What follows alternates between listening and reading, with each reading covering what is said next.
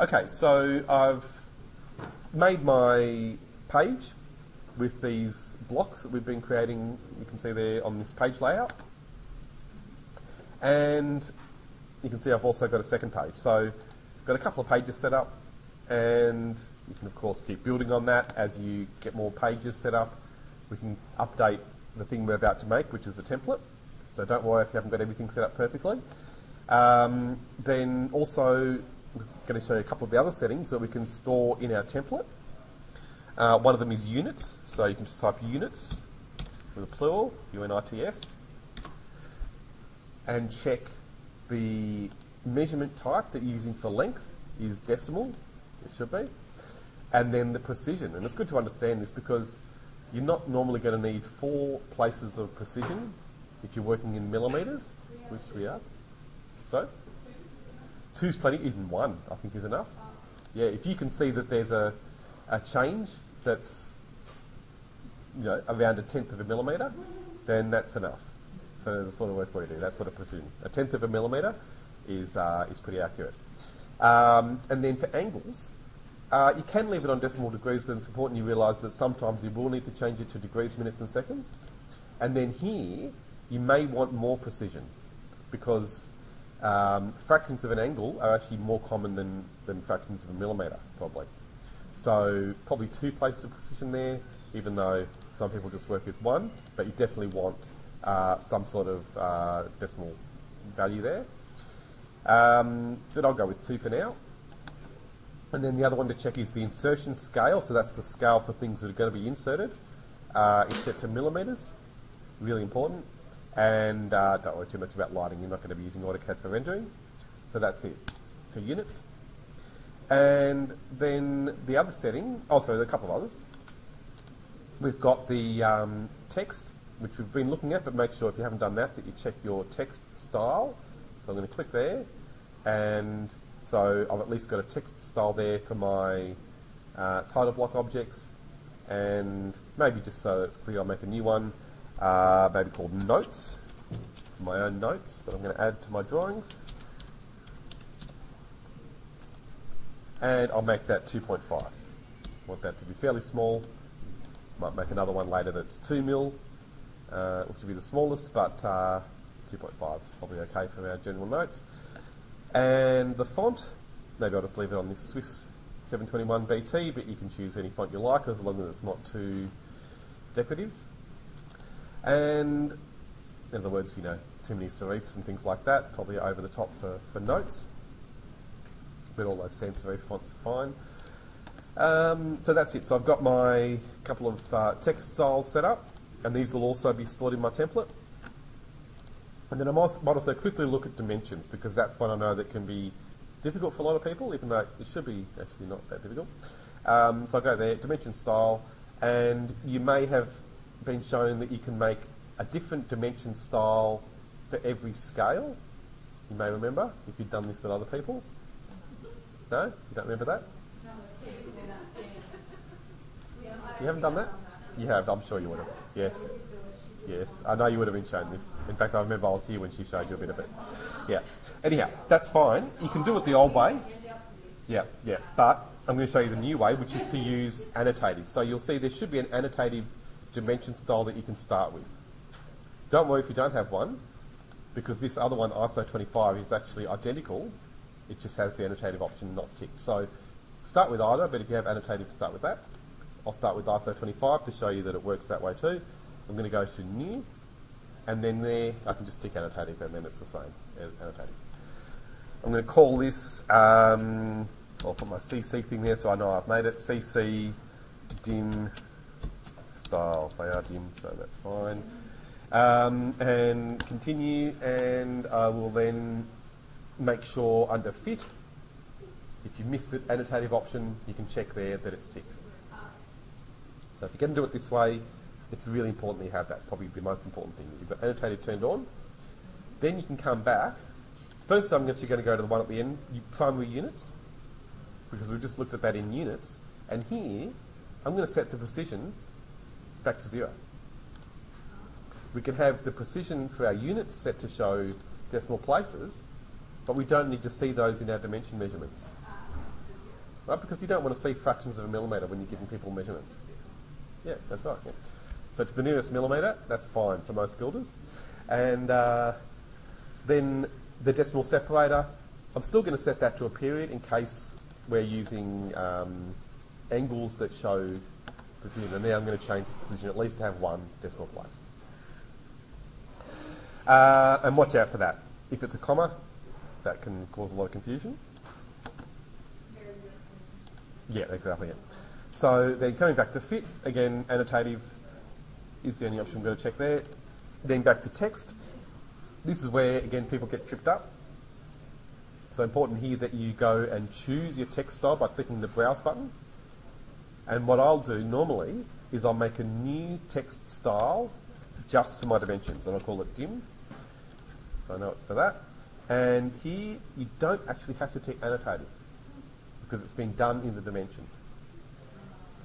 So don't set it twice, it can mess things up. And also don't put a height in, like I normally tell you to do.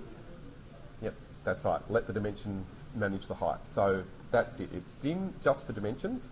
And now I'm going to choose dim from the list there, and then the text type goes in here. So I'll make that 2, and that'll be good for dimensions. Back to my symbols and arrows, and so I'm going to come back to that text style and think, well, maybe actually I want to have a simpler font. It's no problem to go in here and change that on the fly to one that's used a lot for dimensions. Roman simplex, or Roman S, Romans. Just a nice plain dimension. Font, I mean. Yep. Okay, so that's my text setup.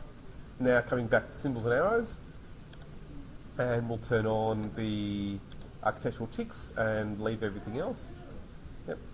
And then going back to lines, yeah, that's one of the main things, because if you don't choose this first, that ticks option, when you come back to lines, you can't adjust all the options you need to here. So here, yep, extend beyond ticks is adjustable because I've chosen a tick. Yeah, oh, definitely. I'm going to make that at least 2. I like it to be fairly decent. Or even like 1 to 1.5 I'll use sometimes. But yeah, you want it to stick out a bit. Looks nicer. Yep, it's up to you, it's graphical decision. So then extend beyond dim lines, I'll make that the same, so they're nice and neat. So that's these projections here. Oh, don't worry about that. That's when you've got multiple dimensions, so don't worry about that one. So offset from origin, that's to bring this start point away from the object. So I'm going to make that at least 5. And then I tend to use this one a lot as well, fixed length extension lines. And that just measures the other way, so it's measuring from the dimension line out. Also, yeah, from the dimension line, the length of that extension line coming the other way. So those two, they both set the length of your extension line. The extension line is this one. The origin one, offset from origin, measures from the object. Fixed length extension line measures from the dimension line. So I'm going to set that to 10. And you can always adjust that afterwards. So that's just a starting point. So I'll click OK. And that's my dimension setup. And that will work for every scale. Yeah, that's it. And that's a fairly easy thing to do. And do it once in your template and you never have to do it again. So I've just deleted those objects from model space. And, oh, where's that? That's a line, better get rid of that too. Yeah, and so, yeah, maybe I'll do the viewport as well. So I've got my model space clear of any objects. I'm going to come back onto the page now, to my layout, and go to my layers just to make a layer I'm going to call viewport. Oops. And change the colour to one that is really bright and going to stand out. So I know this is my viewport layer. Yep. So this won't print. I'm going to set that plotting option there next to the layer to not printing. Right, so that way I can now put this viewport by selecting the border onto the viewport layer, and it doesn't print. That easy. So that's a pretty good basic setup for my page. I'm happy with that. And so finally, I'll just come back to layers, and I'll maybe just make a few more layers to give us a basic setup for our template. So I might give this a better name. So a wall masonry. It's just my layer properties here. And because it's for masonry, I'll give that a sort of terracotta colour, a bit like brick. Notice here you've got two colour settings. Watch out for that, because it's a new feature with AutoCAD. You've got Viewport Color now, which is a separate thing to colour. It's one of those extra settings that I think some users asked for, and maybe with huge projects it's useful, otherwise I think it just gets in the way. So it lets you set a different colour for each viewport. Yeah, which is over the top, I think, but I can see why some people might have wanted it. I just avoid that, and the problem is once you set it there, it's independent of the base colour. Yeah, so just avoid it. And a good trick there is just to right click on that VP colour and you can just turn it off. So you don't even think about adjusting it. You don't need to. So there, the colour is the one that you want to change. So maybe I'll just make another layer or two just to give you an idea of that naming convention. So what's another? So a wall stud, which is plasterboard and some sort of frame usually. So the colour there is really up to you. Yeah, or a bluish colour, but really up to you. Or we could do the colour of cement render, which is similar to plaster. So one of these green colours, but again, entirely up to you. Really, you're just looking for things that look good on the screen. So the line weight, though, is the essential one. So here, I want that to be heavy, not super heavy, but heavy enough to show that it's been cut in a floor plan. Right, and then the same for my wall masonry layer. And then just to make one more layer that's going to have a slightly longer name, I'll make one for a wall masonry hatch. I think it's really important you have a separate layer for your hatches, and they will have a lighter line weight than the outline. So not as light as possible, but 0.18 or something like that, something good for hatches, and that are not for floor hatches, but ones that are being cut, or things like walls. And oh yeah, so the colour. Yeah. Yep. So notice I've just made it a similar colour to the original wall masonry layer, but maybe a slightly different shade, just so it's easy to read on the screen. And it's all to make it easy for you as you're using it. So that's enough. You can make the other layers as you need them, and then just keep updating the template. So, oh, that's something that came from Revit. Or no, someone else. So actually from someone else that I inserted. So I don't even know. I should know, but I've forgotten. Yeah, sorry. So what's that? Oh yeah, sure. Yep. Okay, so that's enough for first starting template. So now I'll save my file. So it's got all the changes I've made into my drawing file. But then the main thing is to go to Save As now and choose Drawing Template. And then go and choose where we want to save that. So you can't save it into the default folder, save it into your own folder. Because it'll only be on that computer. On your own computer it's okay. But on these computers in the classroom, yeah, then save them into your own folder and you can take these files with you. So I'll save this here into this folder that you won't be able to get to. And I'll call it CC build. Well, it started with AutoCAD ISO. Yeah, oh no, so save it with a new name. So you don't save over that one. Yep. Yep, so I'll call it CC build sys for building systems. Yep. So then the description, up to you. You're the one using it, so put something that's going to remind you what it's for.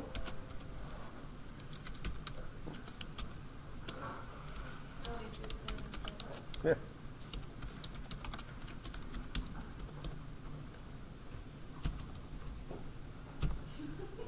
There we go. And measurement, there you can see that one of these options that you do have for the units, whether English means feet and inches, I should say American these days, because you could, yeah. I mean, potentially this could be for different page sizes, but at the moment, yeah, it is eighth way. Yeah, you could put that if you want to. Yeah, yeah. So, yeah, entirely up to you. Whatever you want to put there, it's for you to remember. Yep. Okay, so now, if I want to make a new file, I'm going to close this to start with on the File menu, Close, and just show you then how we use that template. So you go in Main Menu, New, and then you have to go and browse and find where you've saved that file. Here we are. So there's my template, open, and I've got a new file with all of that set up. Now it'll be no different if you had a drawing file that you'd used Save As with, but that's the right way technically to do it. No, File New. So on the main menu you choose New.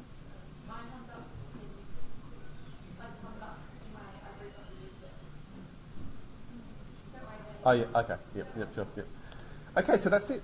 So that's the way you're supposed to use templates to start new files, and then as you work away in this file that you're going to draw away your details and everything and make new layers, then potentially you can create a new template with all those extra settings, mainly new layers, maybe new pages and things you've set up, and just keep updating your template or making new ones that you can use then to start new projects or new files, and you'd have to do all that set up again.